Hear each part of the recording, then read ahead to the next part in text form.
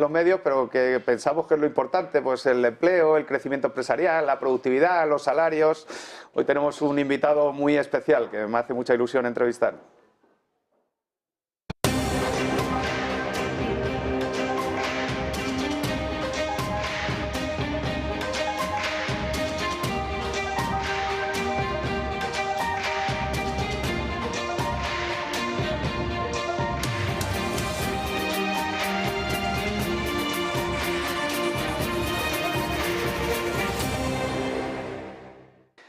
Bueno, hoy tenemos a Daniel Lacalle, ¿no? Siempre hemos estado discutiendo y en debates y hoy te voy a entrevistar, Daniel, me hace mucha ilusión y quiero entrevistar al líder, ¿no? Tú eres un líder social, pero también eres un líder financiero, empresarial y quiero conocer a la persona y que les conozcamos un poco más, ¿no? Bienvenido. Muchísimas gracias, es un gustazo estar aquí, claro que sí.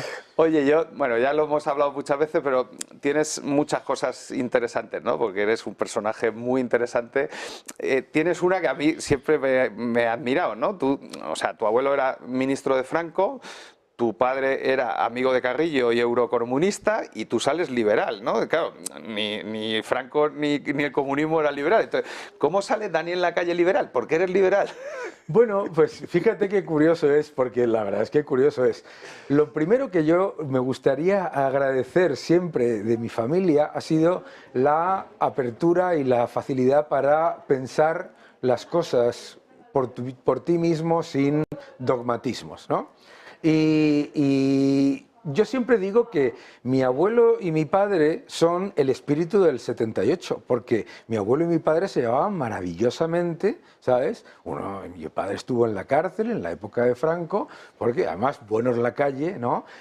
Mi padre se negó a que le hicieran favores por ser hijo de ministro y mi abuelo se negó a que le hicieran favores por ser ministro, ¿verdad?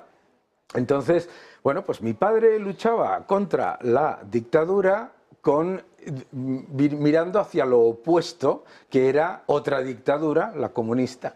Y mi abuelo era un militar que lo que quería era lo mejor para el ejército del aire, etcétera, etcétera. Pero lo interesante de todo ese proceso es que en todos esos debates y en todas esas cosas que yo escuchaba constantemente, a mí siempre me chirriaba esa deificación del Estado, fuese vía el comunismo porque claro, el comunismo te vende la idea de que el marxismo defiende que no hace falta un Estado, pero es mentira, claro, eso, porque lo que hace siempre es generar una...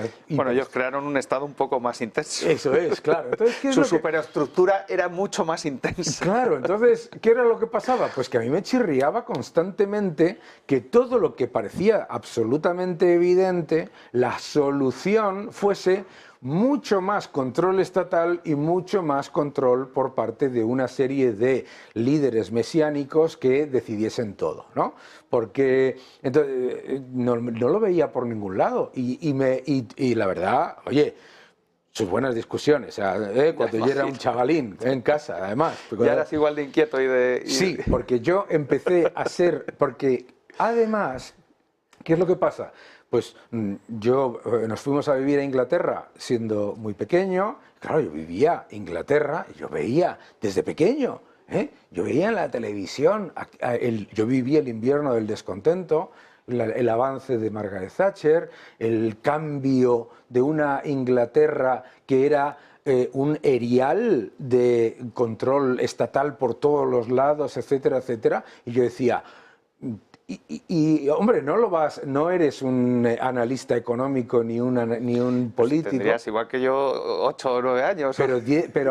Claro, pero tú piensas cómo te afecta cuando tienes 8 o 9 años y hay cosas como que esta semana te vas a bañar el lunes y el miércoles, ¿sabes? Por la crisis del petróleo en el 79.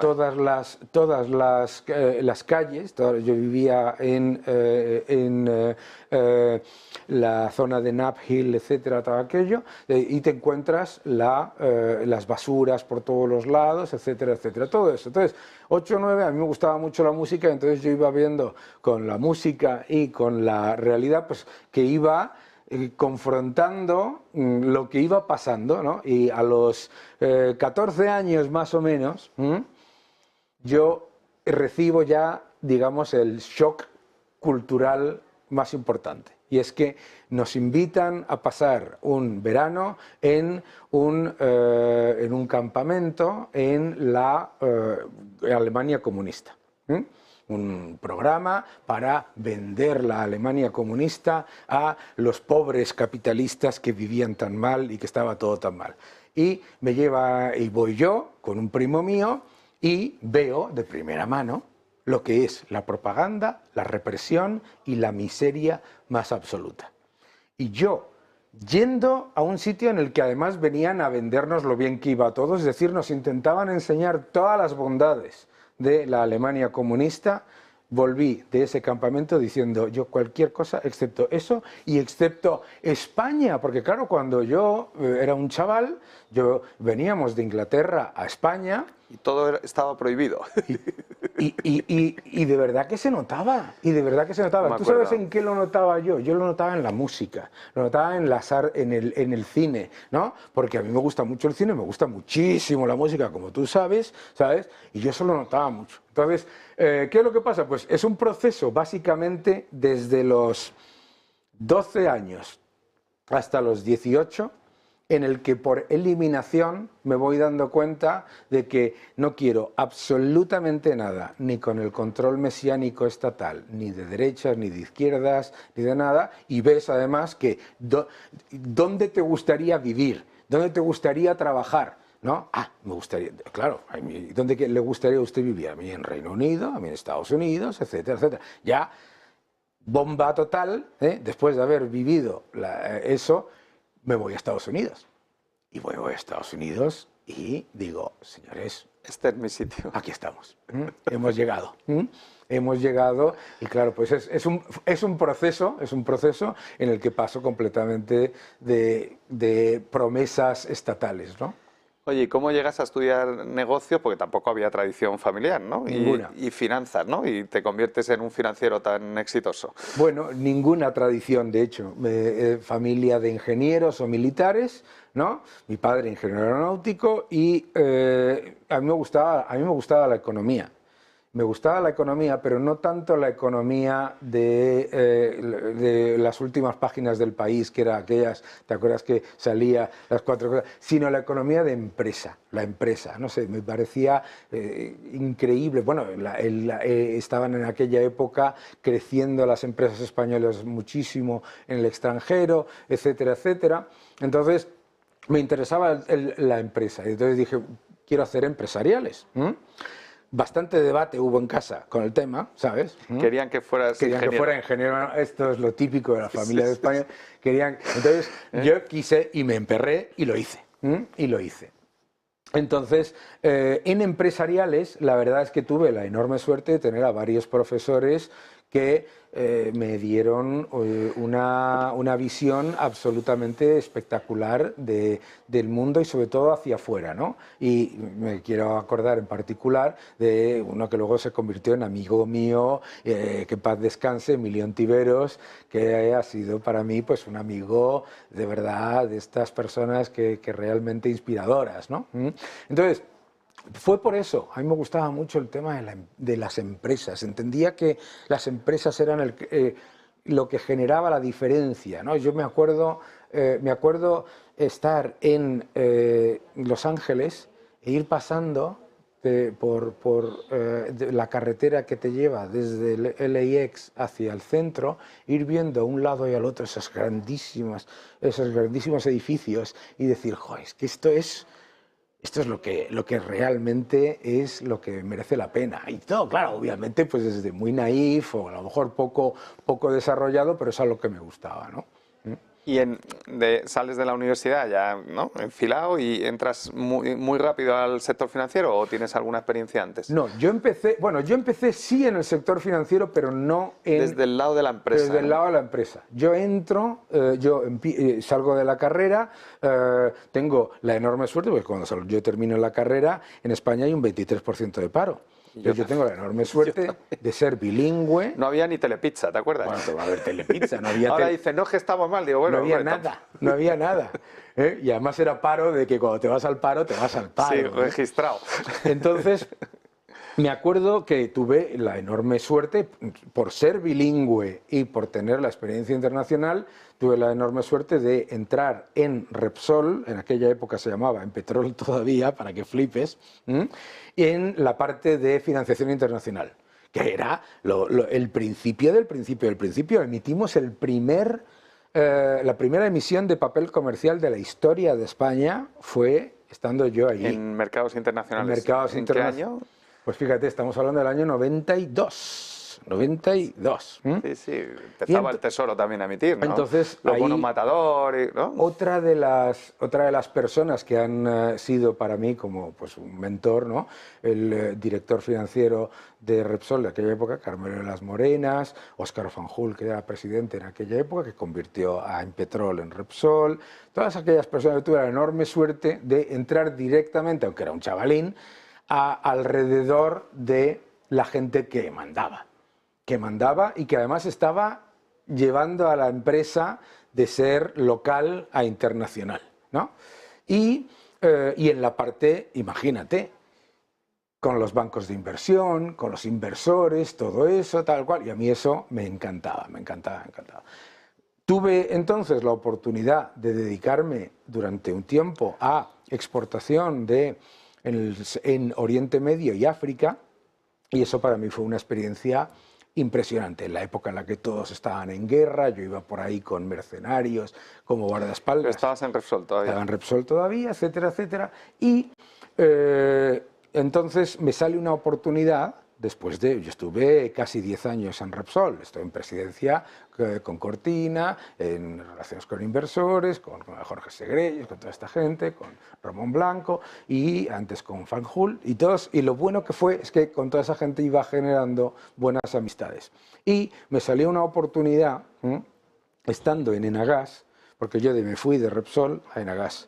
Y estuve allí con otro mentor mío, con Antonio González Dalid, una persona maravillosa, y allí me salió una oportunidad para irme a la City. Y entonces, imagínate, ¿vale? Con 3 niños recién nacidos, tengo trillizos, con una carrera ya hecha, coche oficial no, coche de empresa, sí. Una dirección con gente trabajando para ti, tal cual, no sé qué, no sé cuántos, y cojo y hago ¡bum! Y hago un giro de 180 grados porque era lo que quería, gracias, entre otras cosas, a una pareja, mi mujer, Patricia, que estaba completamente orientada al mismo objetivo, ¿no? Y entonces me sale esa oportunidad para irme a un banco de inversión como analista del sector energético, y muy poco tiempo después de estar como analista me llaman de Citadel, del mayor hedge fund del mundo. Claro, yo dije, bueno, pues vamos a hacer las entrevistas, vamos a ver, tal cual, no sé qué, no sé cuántos. Cuento en mi libro Nosotros los Mercados lo que fue todo aquel proceso y me ficharon. Y entonces, a partir de ahí, estuve en inversión, como inversor, primero en Citadel, después en Ecofin, después en PIMCO y ahora en Teresis. Y una vez que miré al mundo financiero, o sea, siempre me gustó desde el mundo empresarial, pero una vez que llegué, ya no quise volver para atrás. Oye, vamos a hacer una pausa, Daniel, porque vamos a empezar ya a hablar cómo ves ahora desde ese lado que nos has contado, ¿no? Y vamos a hablar de la economía española y un poco de lo que hablamos en el programa y volvemos enseguida. Gracias.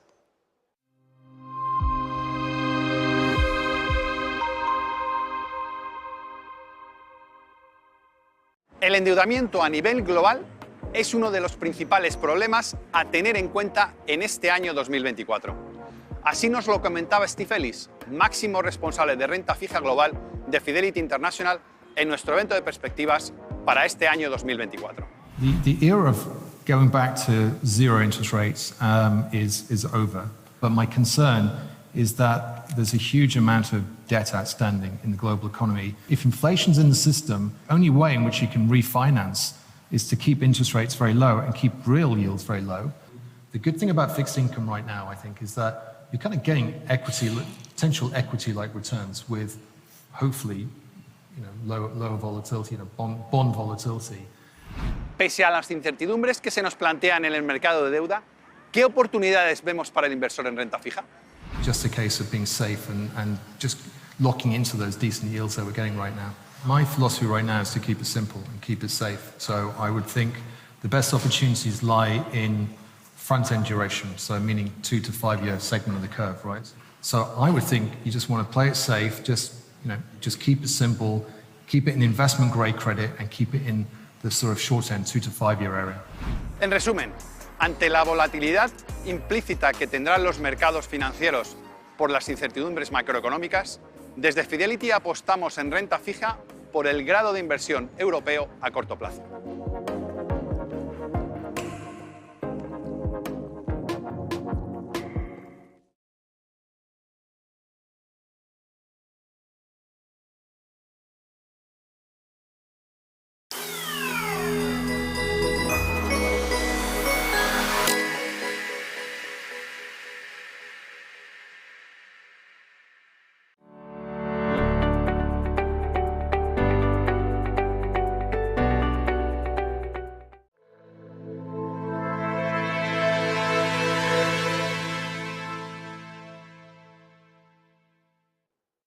Bueno, Dani, con toda esa carrera tan exitosa, yo tengo una motivación en este programa y una misión, ¿no? Que es dar a conocer casos de éxito empresariales que pueden crecer mucho, que pueden crear mucho empleo y que pueden crear muy buenos empleos pagando buenos salarios, ¿no? Esa es la misión de este programa y por lo que me lo estoy pasando muy bien. ¿Cómo lo ves tú como español, ¿no? Pero con esa experiencia internacional? Yo creo que tenemos una seria limitación en los mercados de capitales, tú y yo lo hemos hablado, y ¿cómo lo ves desde fuera, por ejemplo, el Reino Unido o Estados Unidos, ¿no? Que son dos claves ejemplos. Bueno, a lo mejor Estados Unidos se nos va un poco ya, ¿no? Porque es la NBA, pero el Reino Unido, ¿no? O sea, ¿por qué una empresa en el Reino Unido consigue capital y financiación de bonos y de deuda, ¿no? En mejores condiciones, con más cantidad y mejores plazos y menor tipo de interés que una empresa española? Y eso es una desventaja competitiva, ¿no? Es una gran desventaja competitiva. Yo lo atribuyo a la utilización de la nomenclatura, ¿no? Cuando una empresa sale a bolsa o busca capital entre inversores privados, etcétera, etcétera, en Reino Unido se dice que se hace pública.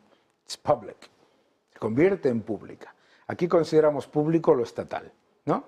Entonces, ¿qué es lo que pasa? Que aquí hay un normativismo completamente ridículo que intenta proteger a los inversores o a los accionistas, etcétera, de cosas que A, no protege, B, frena.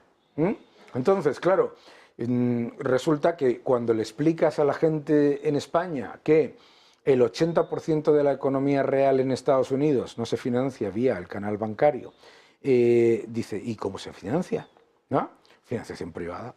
Financiación privada, acceso a un mercado de capitales abierto, un mercado de capitales potente, en el que no solamente significa eso que la gente piensa que son los mercados y la Citi de gente ahí originando préstamos de billones de dólares, que también, sino el que una empresa, tú te metes ahí en Earl's Court en el metro, en Reino Unido, en Londres, y ves un anuncio de crowdfunding para empresas locales. Ves un anuncio de distintos mecanismos vía fondos para invertir en la economía real de cada región de Reino Unido, etc. Entonces, ¿qué es lo que pasa? Pues que estamos muy lejos porque intentamos reinventar la rueda, ¿no? O sea, sabemos que la rueda ya se ha inventado, vemos cómo funciona en Estados Unidos, vemos cómo funciona en Reino Unido, pero esa falta de, esa especie de miedo hacia el empresario, incluso ese odio hacia el empresario, incluso no, es que hay que tener cuidado, no vaya a ser que. Y resulta que el no vaya a ser que te deja muy lejos de una sociedad en la que efectivamente, pues oye, pues puede haber problemas, pero los problemas se solucionan precisamente dando más apertura, más libertad y mayor capacidad de financiación. Entonces, tenemos un problema Aquí se intentó algo con el mercado alternativo bursátil y el mercado alternativo de renta fija, pero no funciona por el normativismo. No funciona aquí y no funciona en muchos países de la eurozona y de la Unión Europea, ¿no? Entonces, tenemos un problema con el normativismo y tenemos un problema también con la percepción de cómo se financian las cosas, ¿no? Yo me pasa muchas veces que recibo proyectos de gente que quiere buscar financiación, etcétera, y yo recibo esos proyectos y veo que la gente pierde muchísimo tiempo en colores en la presentación de PowerPoint y en mucho en bla bla bla y hay poca chicha. Y yo se enfadaron conmigo una vez unos porque decía, aquí no veo en ningún sitio que hay para mí, que soy el que te va a prestar el dinero, y la otra está las expectativas de la gente. La gente muchas veces cuando tiene un proyecto, una startup, etcétera, etcétera, le dices, ¿qué necesidades son? ¿No? Y te dicen, bueno, estamos buscando 1 millón de euros. Ah, hombre, 1 millón de euros. Así, ¿no? Así, redondo. No, hombre, no van a ser 2, medio tampoco. Y, ¿sabes? Nos falta mucha cultura de emprendimiento que supone, efectivamente, aquí hubo un experimento de intentar traer un programa británico que se llama La Cueva de los Dragones, Dragon's Den, ¿no? En el que hay un grupo de inversores que escuchan a un tío o a una mujer que viene y les cuenta un proyecto y en 20 minutos le dicen si le van a invertir o no van a invertir en él, ¿no? Y aquí se hizo ese experimento de poner ese programa, pero fue un fracaso porque la inmensa mayoría de la gente le echaba la culpa a los que como malvados, a los que no daban su dinero para aquel que te estaba contando una milonga, ¿no?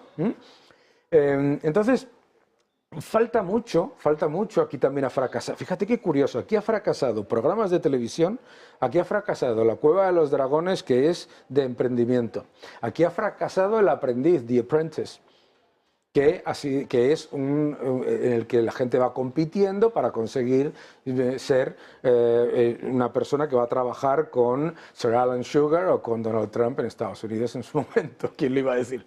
Pero es curioso eso, que fracase eso y sin embargo sea el país, uno de los países en los que más éxito ha tenido Gran Hermano y en los que más éxito ha tenido Eurovisión. Love Island. ¿Cómo se llama aquí? La Isla de las Tentaciones. Y dices, ¿what? ¿Sabes? Bueno, oye, es otra cultura. Es otra cultura, que me parece muy bien. Sí, pero para el desarrollo económico no es tan... Pero no es bueno para el desarrollo económico. ¿Y por qué no es bueno para el desarrollo económico? Porque yo voy por toda España y una de las cosas que me ha pasado en los últimos 12 años, maravillosa, es el darte cuenta que todos esos prejuicios que tienes desde fuera, los empresarios que tenemos, las empresas increíbles que están haciendo cosas innovadoras, rompedoras, unas personas que hacen, vamos, el más tonto hace relojes. Pero todos parece como que hay un punto en el que se quedan y de ahí no sí, ese es el techo de cristal, ¿no? ¿Por qué no rompemos ahí, ¿no? Claro, el tamaño empresarial, ¿no? Que el tamaño empresarial. O sea, yo veo empresas en las que digo, ¿por qué no es esta persona el siguiente?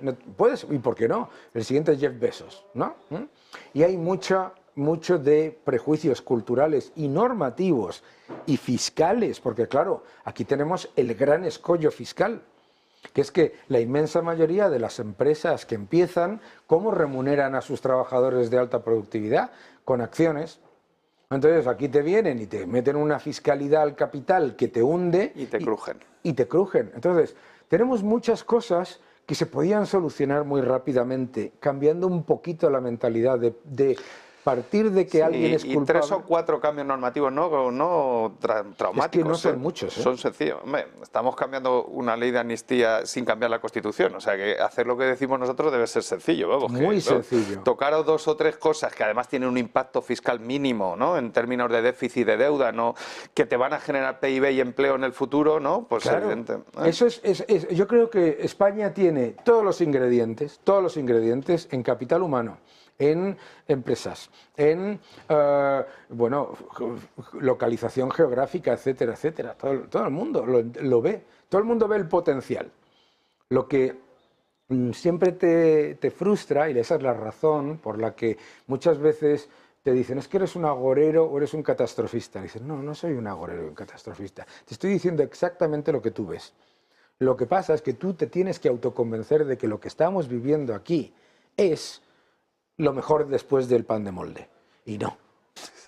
¿Sabes? Y tienes que compararte con los mejores. Tienes que compararte con los mejores, ¿no? Y creo que hay muchas cosas que se tienen que cambiar. Mira, por ejemplo, cuando yo empecé a trabajar en Estados Unidos. En Estados Unidos te pagan todo tu dinerito, upfront, ala, ahí tienes tu salario, en bruto, completo, para ti. Y tú pagas los impuestos, tú pagas la sanidad y tú pagas la esta. Y, oh, sorpresa, cuando te das cuenta de la diferencia entre el bruto y el neto, en vez de echarle la culpa al empresario, a lo mejor no.